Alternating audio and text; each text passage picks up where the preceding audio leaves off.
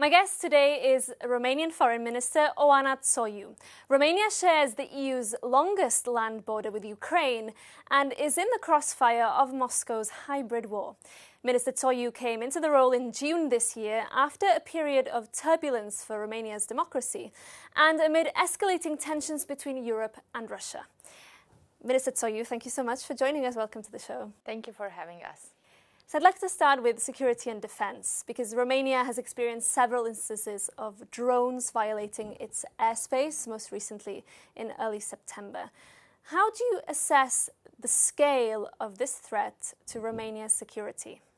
We're a country that is safe because we have our own capacity to defend, but also because we have the allied forces present in Romania. But also, I have been here together with our Ministry of Defense, Mr. Ionuț Moșteanu, on his side, alongside the other ministries and in the NATO format. They are working on the preparedness and the increase of our military capacity. On our side, even in events from the civil society, as has been the one from the Friends of Europe and Jacques Delors Foundation recently, we're working on the societal resilience. What do I mean by that? Is that even if the general audience has typically noticed the actual incursion into our airspace and other countries as well by the Russian drones, those have always been together with misinformation campaigns, with the test that Russia has put on our democracy, on our information spaces, to also try to change the narrative around those incursions. We'll get to that issue of societal threat that you mentioned, but on the military side, can you give us a sense of whether Romania is actually prepared to shoot down these intruding drones and aircrafts if they're considered a real threat? Yes, we are prepared. We have changed our laws recently, so we allow for the pilots of the planes that are following the drones to shoot, if that is the case. Also, we have changed the legislation, so we allow for different air defense systems to be able to also, in the case it is needed, to shoot them down.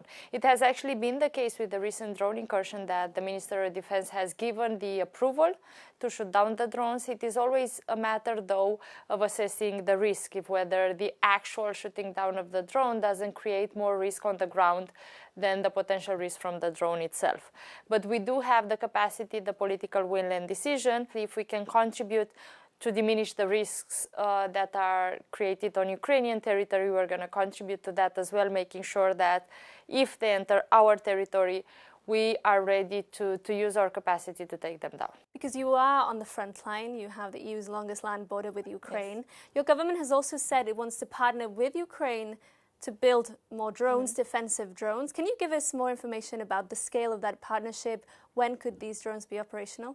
So we have had conversation at the defense level, but also at the foreign affairs level and governmental level, to create common projects, but also to create the needed laws and needed approvals so that the private sphere also advances faster in that direction. For example, we already have in the private industries projects that are Romanian, Ukrainian, in the sense that they also test the drones commonly using their common knowledge, and they have also recently acquired investments from the United States. We want to continue with even more projects, even from the public sphere, and to be able to have that not just for our own needs in terms of military procurement and capacity, but also to create this offering together with combat-tested know-how that the Ukrainians now have in order to have that offering for other states that might need them. So you're talking about the potential to use these to protect the eastern flank beyond Romania? Yes, we're assessing now potential projects that do not only produce for our own needs, but can also create an offering for the other countries that want to increase their capacity. Because when we look at the defense priority, it is clearly that now we have a commitment at the NATO side, but also at the European level side, to increase our budgets, to be able to meet that ambition.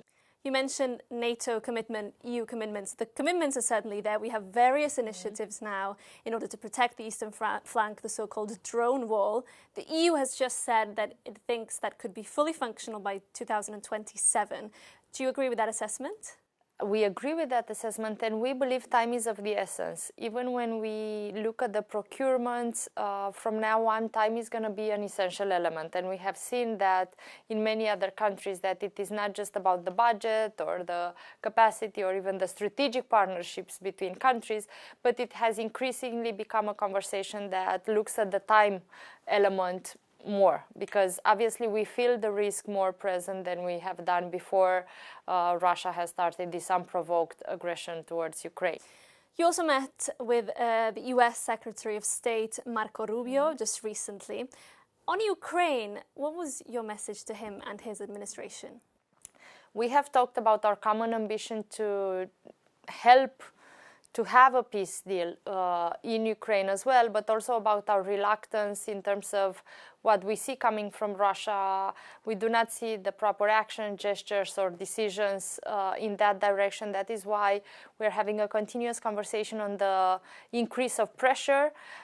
We agree in Romania, and I have mentioned this to Secretary of State Marco Rubio as well, that the ambition that President Trump has put forward, the request actually to members of the European Union to cut off from energy sources from Russia that generate profit that then is used to fund the war, is the proper decision. Romania has taken that decision for a while now. Some of the other countries in the region, though, are not aligned with you on this. They want to continue buying Russian gas. Yes.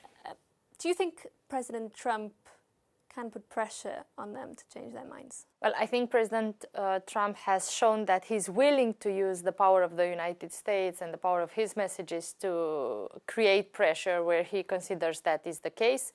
I also think that what is needed is to have alternatives, in the sense that it is needed in our continent to have energy sources that are clean, that are reliable, and that are at the right pricing to allow for that decoupling to happen.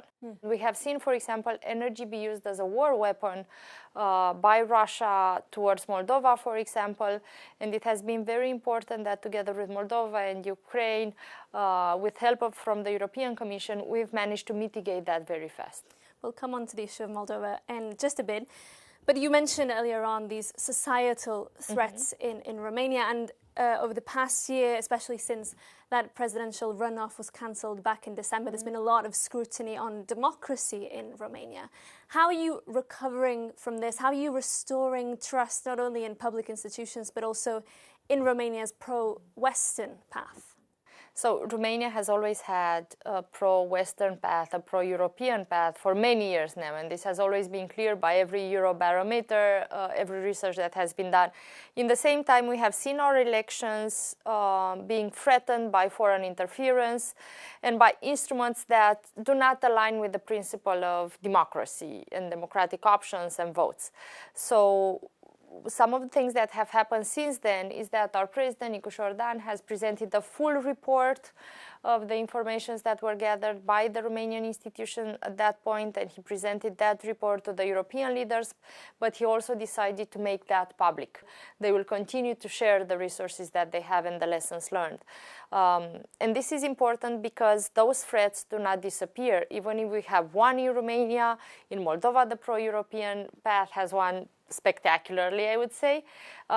We believe and we expect that the interferences will continue, in the sense that we see the same type of intentions in terms of malign narratives. So it is very important that we defend ourselves, not just at the country level, but at the European Union level, and that we support countries that want to join the European Union in the same process. You mentioned Moldova. I did want to ask you, and you mentioned the spectacular, you said, victory for Maia Sandu, the president's pro-EU PAS party. Now, there is a sense of frustration in some countries that the EU accession process is not going quick enough. Is it time to decouple Moldova's bid from Ukraine's, which is being blocked by Viktor Orban and Hungary? It's time to deblock Ukraine as well. I think that is very important now. Now, we need to focus on the merit-based approach, which practically essentially means that each country by its own merit needs to be recognized. And in that case, Moldova, but Ukraine as well, are way more ahead than where the European Union collectively acknowledges it, in the sense where you need to have not just cluster 1 open, but the rest of the clusters as well can be open.